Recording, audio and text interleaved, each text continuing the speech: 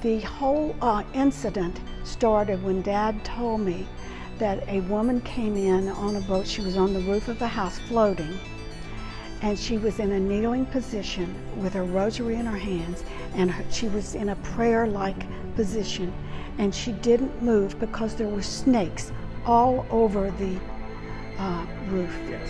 And Daddy told me that story, and that was so powerful to me that she wasn't snake bitten, you know, because I grew up fearful of snakes and to watch after them, you know, watch for them, and for her to be on that roof.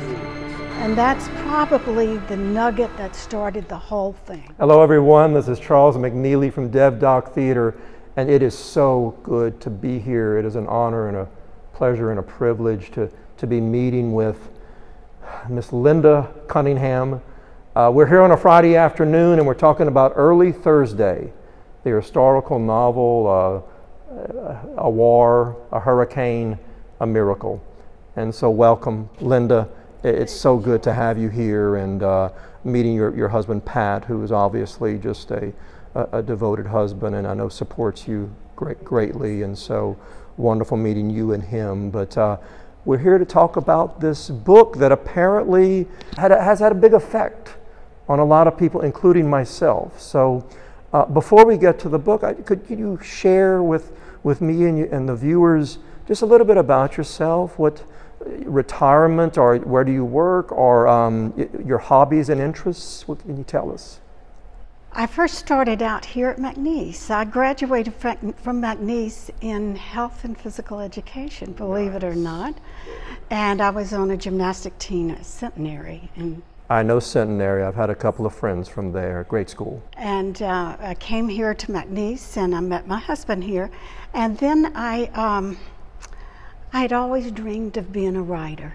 Ever since fourth grade, after reading Louisa May Alcott, I said, I can do this, I can do this. And so I went off to Centenary, and my professor was deaf and couldn't hear me, and so I ended up making a D in a class and decided to drop out of that because you have to have a C or better. Yes. And it was simply because at the last minute, he said to write a thesis statement and put it at the top of your paper. And so mine was already written up, but I scrambled and started it out with to determine. and so he said, Simmons fragment, F. And that was our main grade. So anyway, that's what propelled me out of English and writing. And I went into gymnastics and coaching and that sort of thing. But my love was always for literature and for writing. And if I would have gone and talked to him, but he was deaf. Okay. It was very... Yes. But anyway, since then, I have gone back to school to the University of Houston, and I got a degree in creative writing and English literature. So I fulfilled what I had first started out to do. And I have been loving doing it.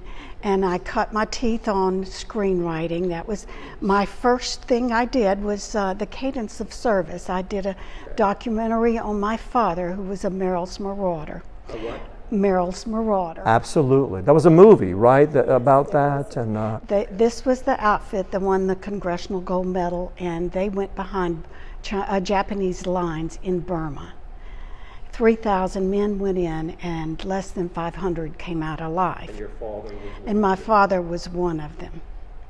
And this is leading up to Early Thursday. But my father, he had a miraculous survival.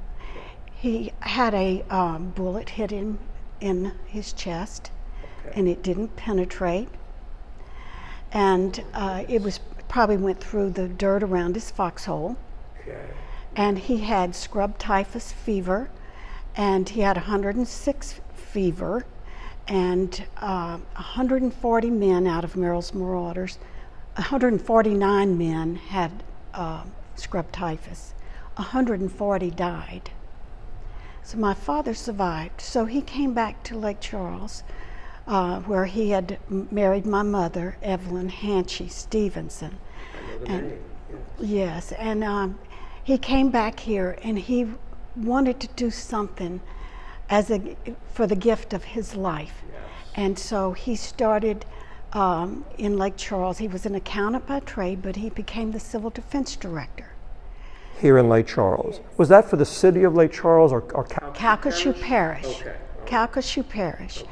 And he wanted to give back for the gift of his life.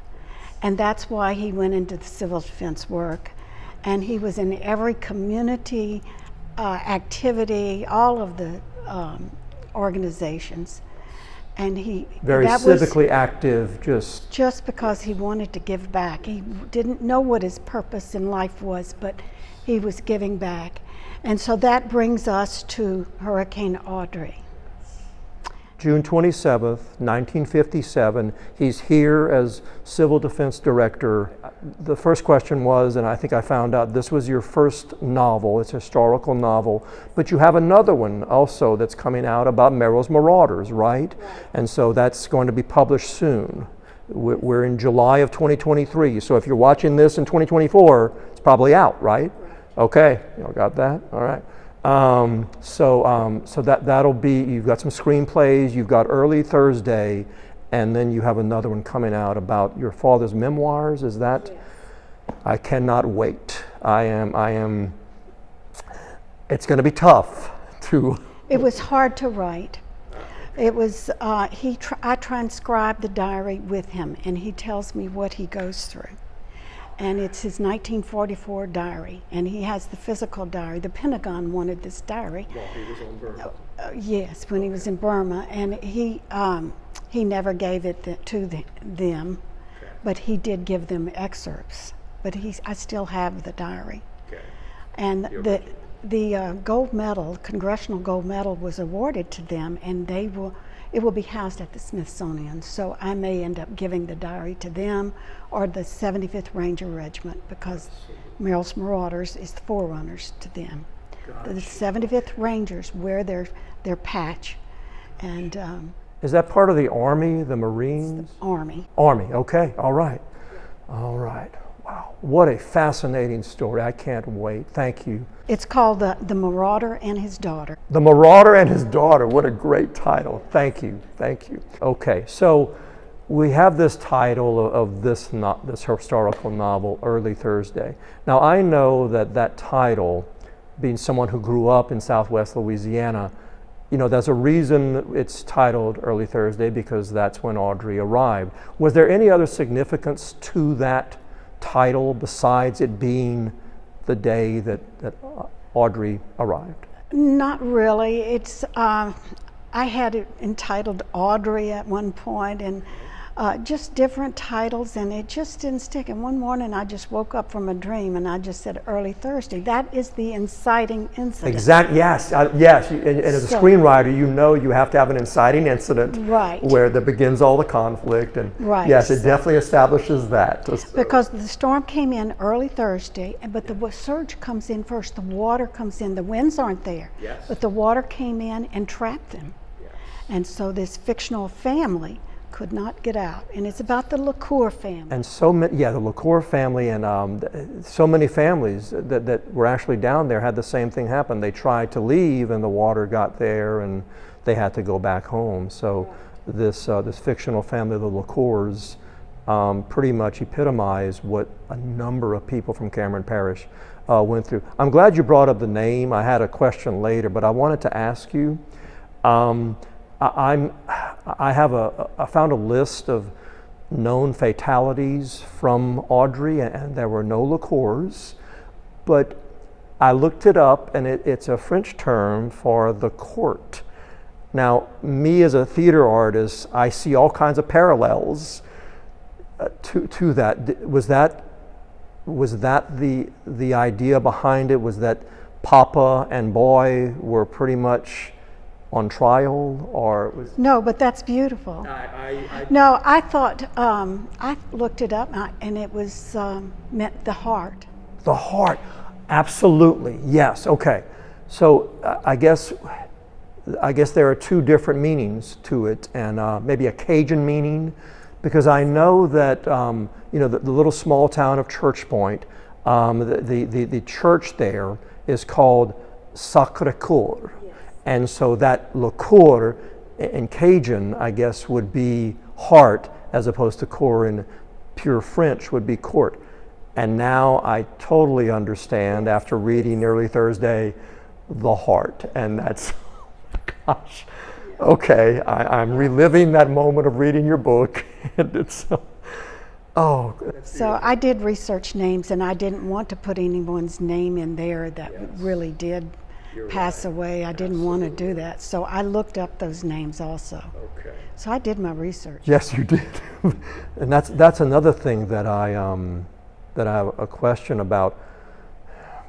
The book was published in 2020, but I know you did years of research.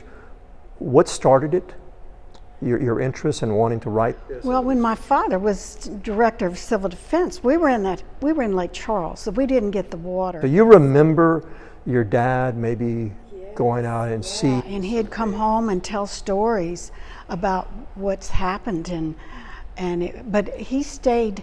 He didn't come home for 4 or 5 days, I don't believe. He stayed up there at the civil defense office, and they were directing volunteers as well as the soldiers from Fort Polk. He called them, had them come down with their big equipment and so forth, and he was directing all of this sort of thing. But he came in telling stories. And then we had refugees in our home and in our neighbor's home, because these people, Lake Charles was a small town back then. And we had McNeese and Lake Charles High School as in their gymnasium. Because that's in the book. You mentioned that some people went to the rodeo arena, some people went to the Lake Charles High School, and you talk about Dr. Andrews in the book, and how he took in the liqueurs, or the ones that survived. And, right. And so right, he did. And so we had a refugee, and she told her story, and I remember standing around the dinner table listening to her story and the devastation. And then the boy next door, he was also a refugee, and I heard his story, and it just moved me. It was their darkest night, and they were just spilling their heart, their grief, their loss out. And I was So at a very early age, you had that, okay, this is something that maybe that's where the seed was planted. It was. And my father had all of the coroner's pictures, and the photographer was a close friend of ours. And I wasn't supposed to be seeing this, but I was a curious little kid. Right, yes, there's nothing wrong with that, yes. And I saw all the pictures. And it was at the port? Everywhere. The deceased, when they come up on a body, they had to take pictures of it. And the deceased and their jeans were so, they were bloated, and their jeans rip at the seams. And I just saw the realism of what happened. And my father didn't really shelter us.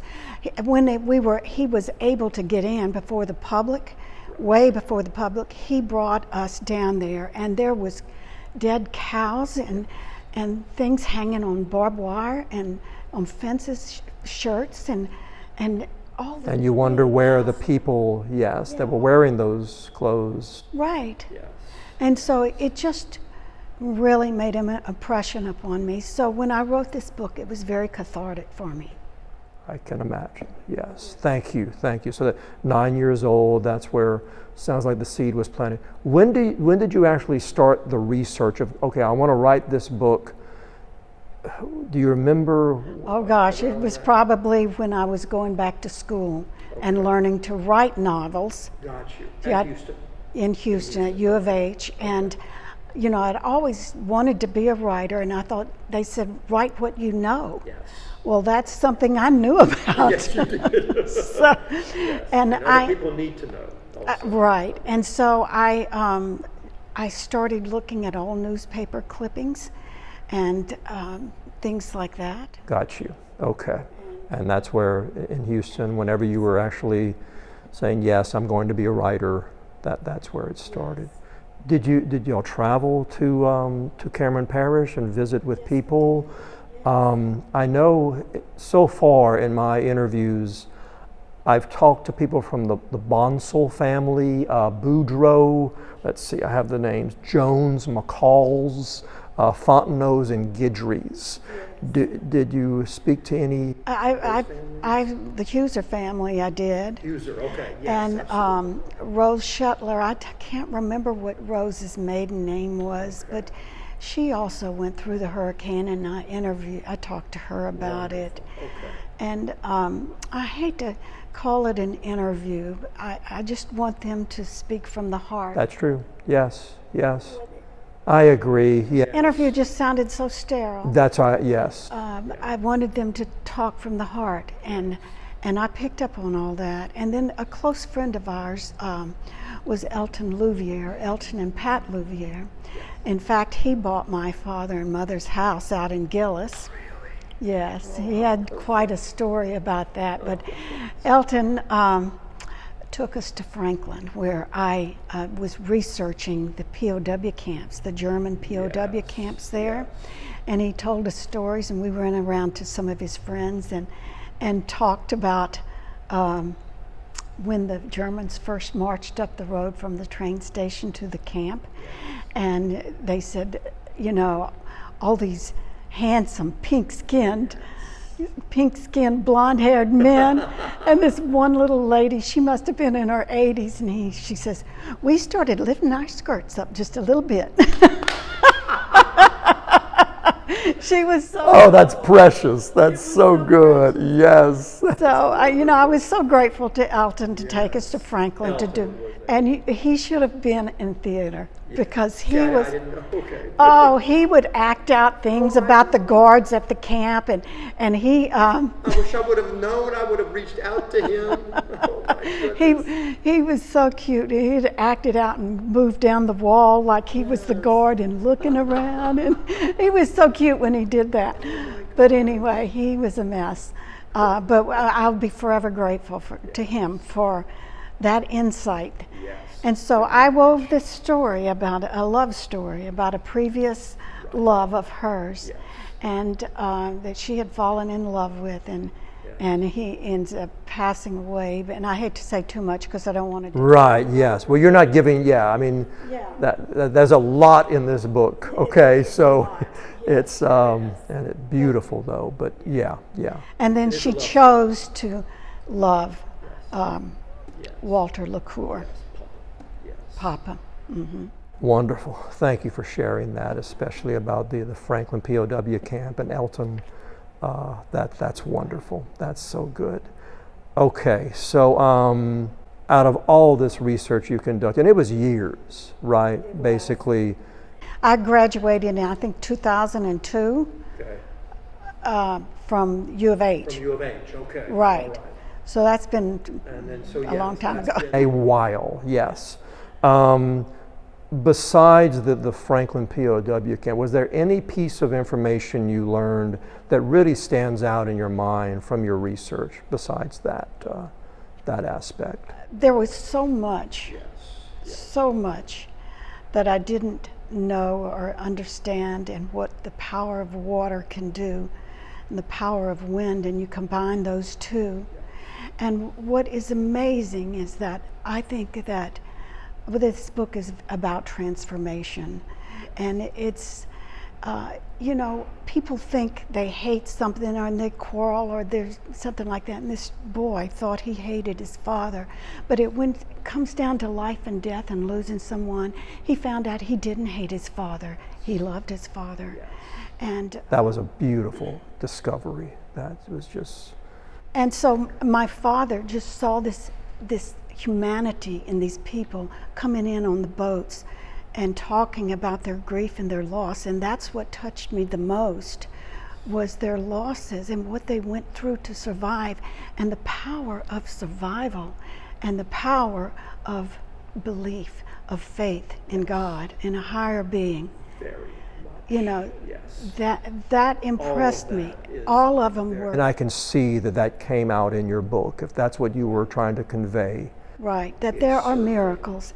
And the whole incident started when Dad told me that a woman came in on a boat. She was on the roof of a house floating, and she was in a kneeling position with her rosary in her hands, and she was in a prayer-like position, and she didn't move because there were snakes all over the roof. Yes. And Daddy told me that story, and that was so powerful to me that she wasn't snake bitten. Right. You know, because I grew up fearful of snakes Very and to much. watch Yes. after them, you know, Yes. watch for them. And for her to be on that roof. That roof, which, and there were so many snakes, there were so many stories I've heard with that. So, but just that image of a woman kneeling on a roof that's floating in water with the snakes, that's the strongest image that I could. And that's probably the nugget that started the whole thing. That makes perfect sense. And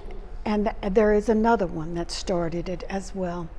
This young boy was drowning, and I start off with a drowning scene. Yes. And this is a true story. Okay. I don't know who he was, but it Okay. was a story my father told me. Indeed. He was drowning, and he kept swimming up to see the beautiful lady with the long dark hair. And he said, I just kept coming up just to see the beautiful lady. But he was drowning. Yes. And so she encouraged him to swim to the tree. And he did so, and she disappeared. And that was another thing that my father had told me. So those two events started this whole story. Okay. So that was about faith, wasn't it? Yes, For it was. both of them. Yes. And a miracle. And the miracles. And there's both. many miracles. And it was somewhat warlike. So everything that you cover in this book, a war, a hurricane, and a miracle, can be epitomized in those two experiences. So. Right. Well, it was post World War II. Right. Yes. Yeah. And a lot of the story and the effects of World War II on Papa LaCour and Uncle Baby, exactly. Yes. We see how the war, two very different experiences and responses to it.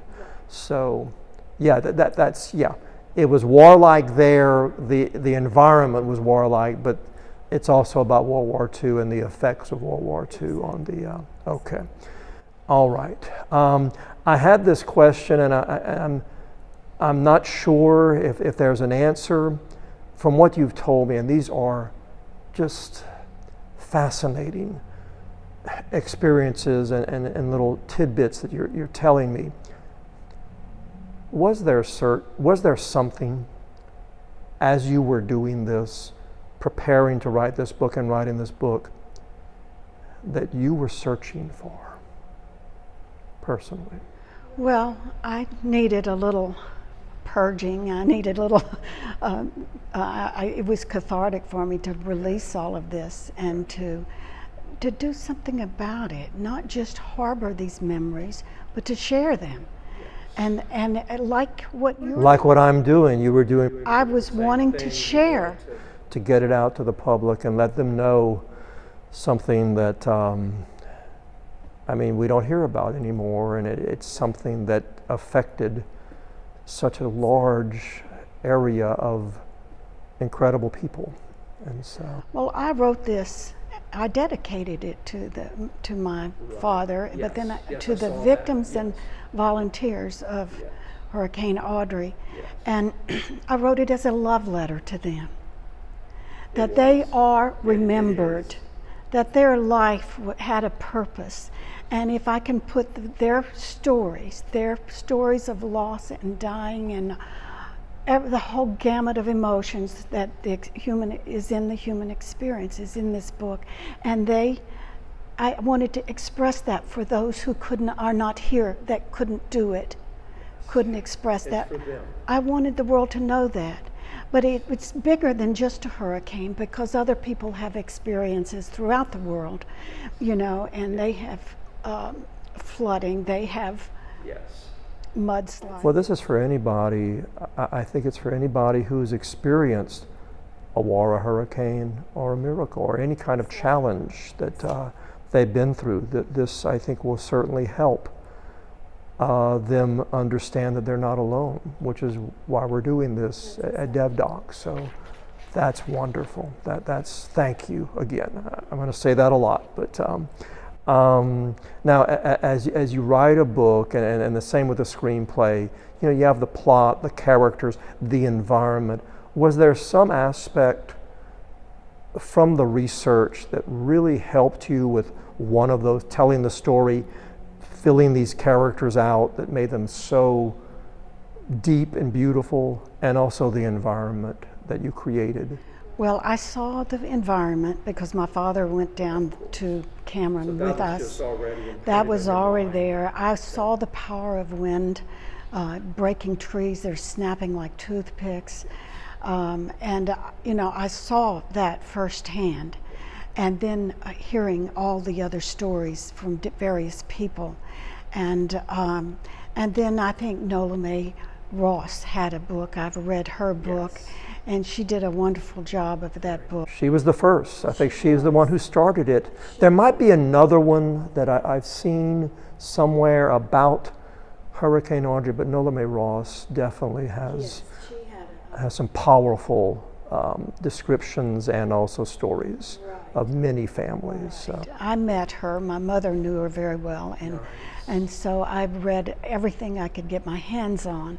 But I think the best was through talking to people and hearing their stories and seeing their emotions. That's the best of all. I agree, yes. Having them there, being able to sense everything, because words are one thing, but if you can see the behavior behind them, the subtext, you get a lot more that you can get and bring in. So. And I wrote it to be visceral. I wrote. Oh, it was. Feel it. It was. Because like Johann says in this speech, the people in New York are just going on about their business, and they feel a little sorry for us and acknowledge, but they don't understand.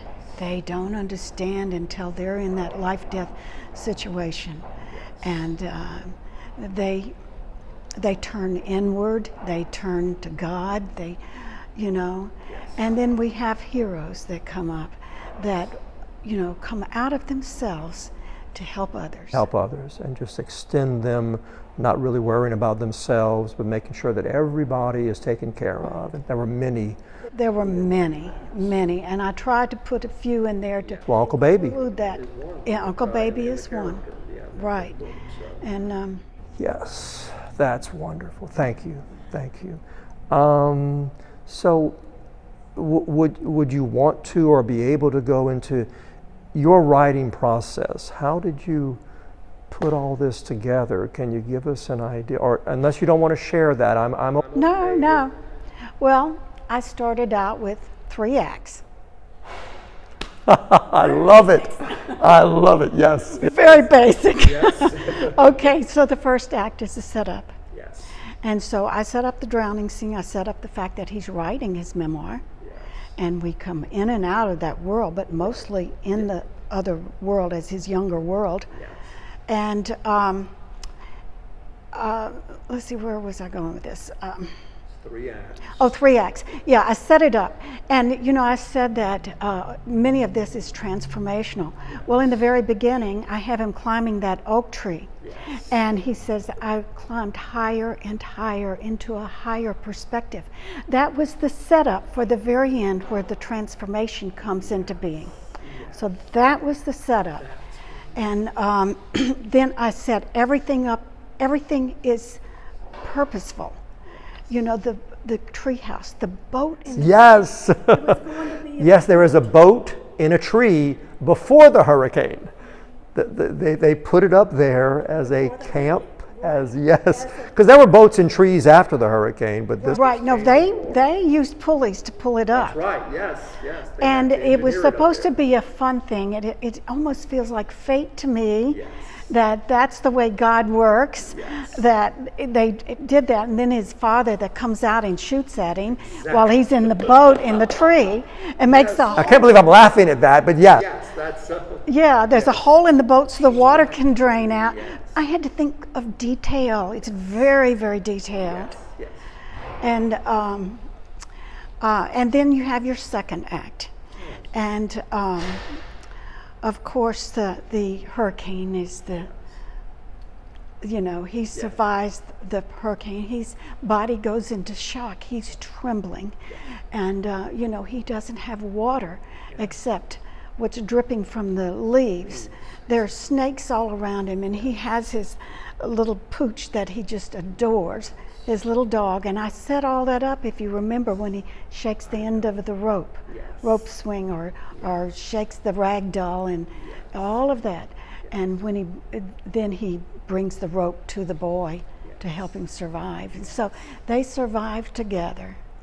And then it becomes getting over all of recovering from all of it. And people recover differently. Bobby becomes this daredevil. Right. Yes. Little brother Bobby, yes, he becomes this daredevil. Yes. And he says, it's not my time. It's not my time. Yes. And so but everybody takes it differently. Yes. And just as my father was recovering from PTSD after World War II, he didn't talk about it. Of course. And some people don't. Very much. Yeah. And I finally nagged him long enough. And when I became an adult, and he was the one that told me, he's the one that got me into writing. When I wrote The Cadence of Service, he says, "You're going to write this." I said, "I don't know how to write it." And he says, "Well, you go and find out." And I went to Rice in their programs, screenwriting programs. Yes. And my dad paid for it, and I learned to write screenplays. And so I wrote that documentary for him. So I knew I wanted to write something like a movie, because there's nothing more powerful than a movie, and it reaches more people than a book. You have to be a reader and like to read. Right. Yeah. And I love to be with readers. They're just such interesting people. Yes. But because so many books affect their lives, so that's why I wrote it visually, and hopefully maybe it will be made into a movie. Exactly. I could see that. I think I talked about that before we started filming, that it was very cinematic. And I'll go into my personal response to it, and a lot of things you're saying I'm going to repeat, because it was certainly an experience. But yes, okay. And I actually, that's the next question, or the next part of this. For me, the biggest gift I got, and there were so many while I was reading. Are you familiar with John Denver? Yes. Annie's song. He has a line in Annie's song called "You Fill Up My Senses." Yes. Your book did that for me. That's a huge compliment. It was, look, I told you when I finished reading, I had to stop a couple of times while reading it, because it just became so overwhelming what was happening. I was seeing, I was hearing, I was smelling, and I was feeling what the characters were going through. And I don't think maybe a couple of other books that have ever done that for me. And the detail that you had was beyond any kind of detail that I've ever read. And my concern was that it was going to affect the pace, because I know as a screenwriter and as a playwright, pace is very important. What was beautiful, the most beautiful thing to me was the detail did not affect and the pace did not suffer. It was so readable, it just carried forward. It was like the end of a Shakespeare line. You shoot off the end of the Shakespeare line and you go to the next. And so that iambic pentameter, you didn't write an iambic pentameter, but the details that you had just thrust me further and further. It was so difficult to put it down. It just, it was too late. My wife was going to bed and I had to get to bed.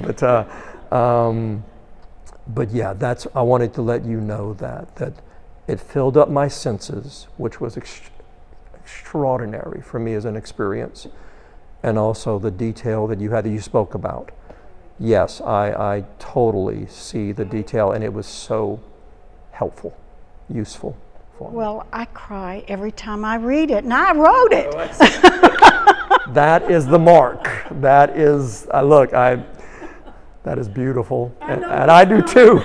I read it once. I couldn't wrap my head around it, and then I read it a couple of days ago again, and I'm still feeling it. So yeah, I hope that everybody who sees this and some people who hear about it get this book. And that I think it really touches on all the emotions and senses that these people went through.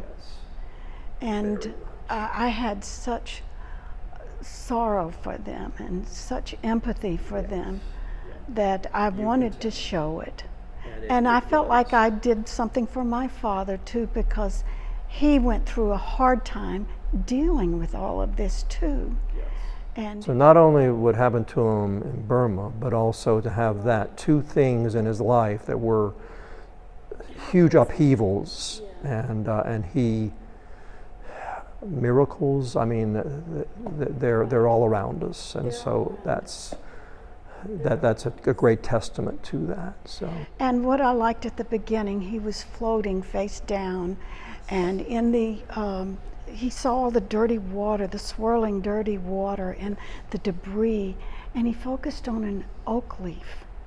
And the oak leaf had the veins, and he was so focused on it, he said, you know, if this oak leaf is a miracle, then what am I? And then he looks up and sees the lady. Right. What a beautiful, yes, and that oak leaf. And it shows up in other places also towards the end, and just a beautiful, look at the minute, that there's miracles and beauty, and there was debris and everything and muddy, but it was that one little leaf, this one little thing that can, yes, lift you up and send you forward. We don't recognize miracles. They're all around us, and we don't recognize them. I totally, I try to be aware of them, and I see many, but you're right, yes. We don't recognize them. To be aware of them, so good. Okay, so a few specific things without giving the story away. First off, when I see the name Eli in a book, I'm going to pronounce it Eli, because I was a Three Dog Night fan and I'm a football fan. Right. But then you have Walt Jr., when he calls this person Ali. That's how you pronounce it? Is it Ali? Ali. Ali, I'm sorry. Okay. Ali. Okay. When I saw that, I went, oh, that's beautiful. I much more prefer Ali or Ali than Eli. And so no, Eli is not the pronunciation. It's the French pronunciation. I, as a theater artist, was there any thought as you created him to Fiddler on the Roof, the musical? I remembered that musical, but well, it didn't really. Wasn't any connection to it. No, Okay. he was a savant, and he, Absolutely. you know, and. I wanted to put this character in to show that he was a miracle as well, even though he was not normal with the majority of the people. Social skills were not to where we are. He had a gift to play this Stradivarius violin in a way that moved people, much like your book does. Right, and God gave him that gift. What a miracle with that. Yes. And so he had a purpose. Yes. He had a purpose in life. And his name, I named him Eli. I thought of I tried to think of everything, but his father was Jacob Leitz, and he was Jewish. That's right. And Yes. he had played for the Führer in the concentration camps, and that's how he came to have the violin. He just walked out one day with a group of soldiers, and because he was a musician and had this violin, they let him out. Okay, so that's how Eli gets this violin. Yes. From So it's from his Jewish background. yes. Yes. You know, so that's in the book. Yes. That's right. That's there. So, Right. That's wonderful. What a great story. And so there are many miracles or lucky people like that somehow got away from that horrible. And I have been in the concert. I've been in Majdanek and Auschwitz and Bergen-Belsen. Was it Bergen-Belsen or Dachau? It was Dachau. yes. Okay. So I've researched a lot of that too. Okay. And so I knew a lot about the have some Germans, that visuals. part of the story, when we go back in time to the mother's story. Right. Yes. When he's reading through the diary. Right, when he's reading through the diary. Yes. And I don't know what we're going to do nowadays because no one writes in diaries. Everything is online. Not many, but there are people who keep diaries online. I know that. And then there are still others who do write it down. As a professor, I had my students kept journals. And I think a couple of them continue doing it after class. So yes, I think it's not as many maybe, but there are some who still keep technology-based or written diaries. So it's not all lost. So, but thank you for that clarification. And now, in the book, once Walt Jr. is at McNeese, he attends McNeese State here in Lake Charles, and he goes to a veterinarian where he has one of the most pivotal moments in his life where he's reunited with his young love. I know two veterinarians that are on McNeese Street. Did you have a specific one that you had in mind? There's a university one by the stadium, and there's Gill Animal Hospital. No, it wasn't named that back then. But I knew there was a veterinarian. We took our animals there, but I can't remember his name. But it was on McNeese Street. Did smoke? No, it was on Sale Road. Sale Road. Okay, I'm sorry. I thought it was McNeese Street. Okay, Sale Road. Okay, trying to think. And I'm just going blank on his name, but I knew that. So I was just trying to find something, a vet close to McNeese. Exactly. Yes. So Yes. in the screenplay that Yes. it Right. Yes. makes You have to- sense. yes, you have to. Sometimes adjust some things, but okay, that was my question, and that was a vet on Sale Road back in the 1950s. Was it Dr. Morris? Was there a Dr. Morris? That's kind of coming up, but I can't. I'm not sure. I'll look it up. It wasn't, well, either Sale or McNeese. I mean, they're both parallel to each other. This is Sale right here, and McNeese is about a mile down there. So, in the book, it says McNeese Street. So yes, okay, all right. But maybe the person that I know might have gotten it from this Dr. Morris, if it is Dr. Morris. I can check and see. But I was just curious, because we take our pets to that one. So, and I know a few. I worked in a pet store here back in the early 80s, and I knew a lot of veterinarians. So, and then finally, one of the other people I've interviewed, his name was Gerald Bonsall, and he talked about, after the storm, doing cattle drives from Gibbstown Bridge to the airport area. Was that something your dad coordinated, to bring all the cattle that had been survived? Because the airport hadn't been built yet, that had been bought. So it was a huge expanse pasture area where they could bring the cattle. Do you know if he had anything? No, I knew that they had brought some up all the way to Beauregard Parish, but I think They were, yeah, he said that they brought some to, actually they cattle drove. I mean, he said he spent days going back and forth, riding and bringing cattle to the the place where Lake Charles Regional Airport is today. Back in '57, they had bought the land, but it hadn't been built yet, and so I wasn't sure. I think the people, the cowboys down in Cameron, probably organized that themselves. Okay. Maybe so. I know my civil defense would have certainly put that out if they needed help. Okay. You know. Maybe so. That might So, but I had never heard that. But I had in my research, I knew that's what they did with the cattle they got. Because they brought a lot of it up to Beauregard Parish and things like that. So, okay, all right. I just wanted to. They tried to get the animals out, but many, many animals died. Yeah, he said that they tried to bring it from south of the highway in Cameron to the north side of the highway in Cameron, and he said that made that cattle drive, and that it didn't do any good because the whole parish was almost the whole parish was underwater. So they did all that work and didn't. One of the stories my father told me, it's not in the book, but they found an infant floating on a dead cow, and it was alive. The infant was alive. Oh my gosh. Yes, that's one of the stories my dad. We never knew who it was, or you know. Well, one thing I can do is put that on this video, and if someone sees it that might know who that was, right. we could get further the rest of the story, as Paul Harvey used to say. Right. I'm always interested in that. So thank you for sharing that. I'm very curious now. I would love to research what became of their lives. Exactly. Yes. You know. Okay.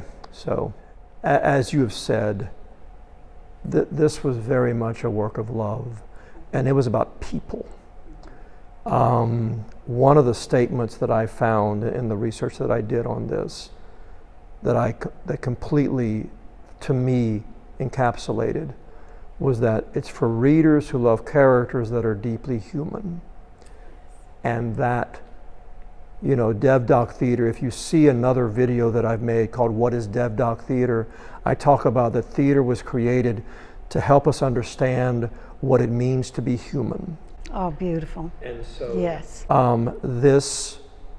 When I connect that to your book, to this, and to what you were saying, it is a beautiful marriage, because what you attempted to do of making it human, it has reached that and surpassed it.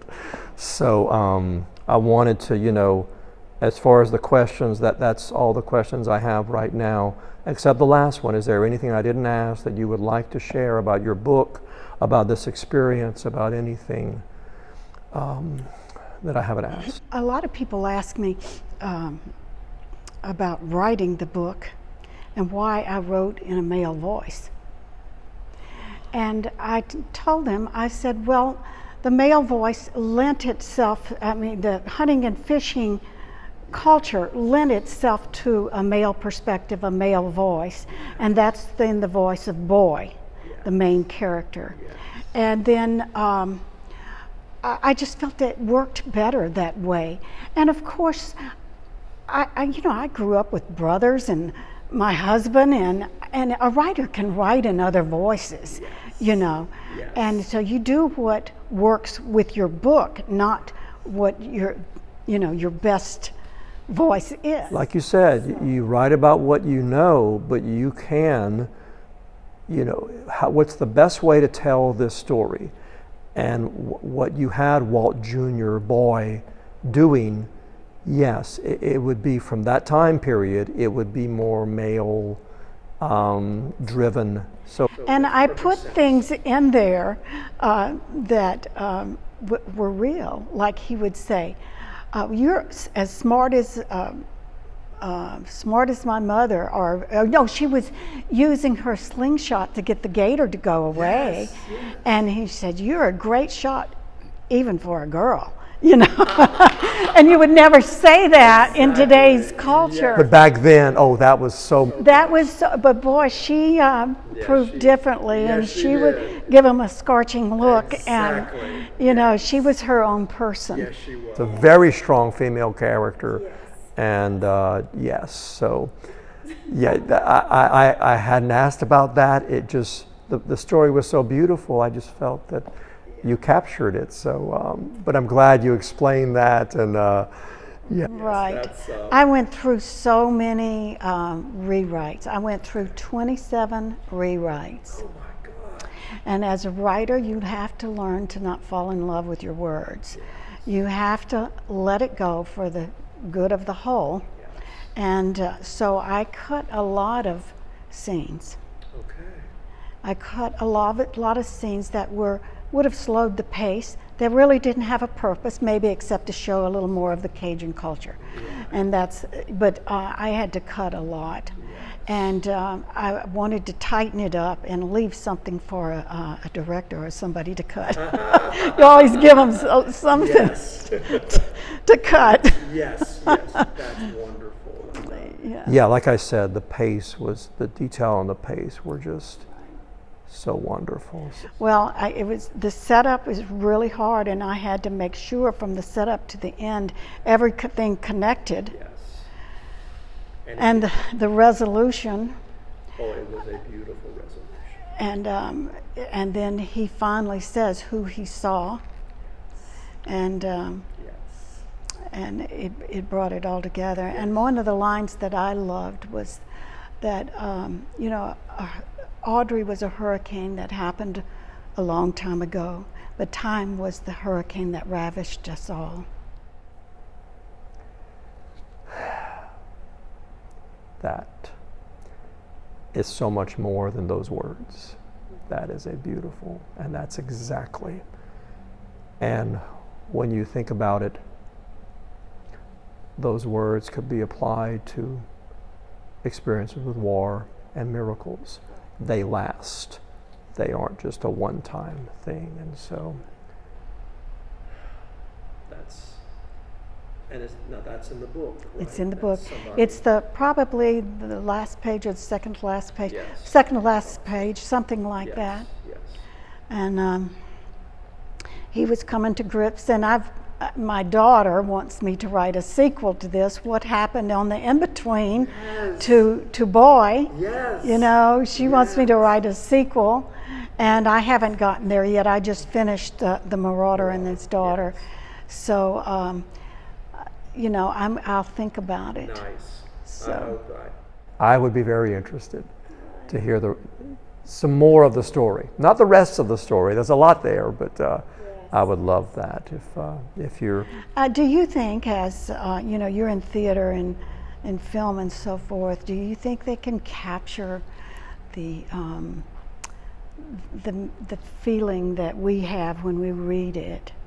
I think there are directors out there. It'll depend on the director and if they ask you to write it, the screenplay, I think it will capture it more unless you work closely with the screenwriter that they select. But yeah, it all depends on the vision of the director and the cinematographer, which I think there are people out there who could capture it. Absolutely. It's just a matter of finding, or them finding you and the book. Yes. So yes, I think it's possible. Yes, there are some beautiful ways to capture what you've created. Not everybody can do it, but yes, I feel pretty good about that. There's somebody out there. Well, I wanted to tell you also about the cover of the Yes. book. Let's Yes. see, Yes. where is the cover? Yeah, if you want to show them the cover of it, that is by Jacqueline Halliburton, and she graduated from McNeese. Halliburton, I'm familiar with the name, yes. Okay. Her maiden name was Schatzel, Jackie Schatzel Halliburton, and she graduated from McNeese, and she did the cover of the book. Very nice. So, Does she do book covers, or is she an artist? oh, she's an artist. Oh my gosh, she's fabulous. She did Nolan Ryan's, and a lot of the baseball players. She's in Houston, and Okay. But she's from here. she's from Lake Okay. Charles. All Grew up right. in Lake Charles, and Very nice. yeah. Okay. We taught at Lake Charles High together one time. What did you teach? Health and physical. Of course, yes, you were the PE teacher. Okay. What year? I graduated in '69, Okay. so '70s. Okay. Then All I right. taught at USL as well. Got you. I was at St. Louis High School near there from 74 to 78. Were you teaching at? I there was. at that time? Okay. I started out in Leesville, Louisiana, where Pat was Nice. Yes, stationed at Fort absolutely. Polk. I've had Yeah. some students come from there. So Yeah. very nice. So I've lived two different worlds. Yes, you you know? have.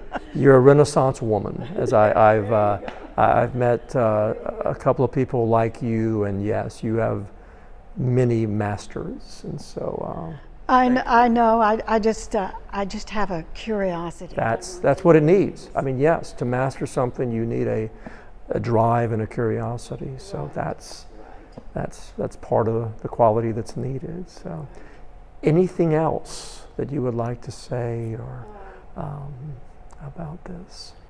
Well, you've said plenty. You've given an enormously detailed and wonderful, insightful look, not only in the book, but in the experience of your father and the experience of so many people from Cameron Parish. So I deeply appreciate it. I cannot wait to get this to a point where we can share it. And but thank you so much for making the trip here, and to be continued, because I would love to do, when I get marauding and what's it called? The Marauder and his daughter.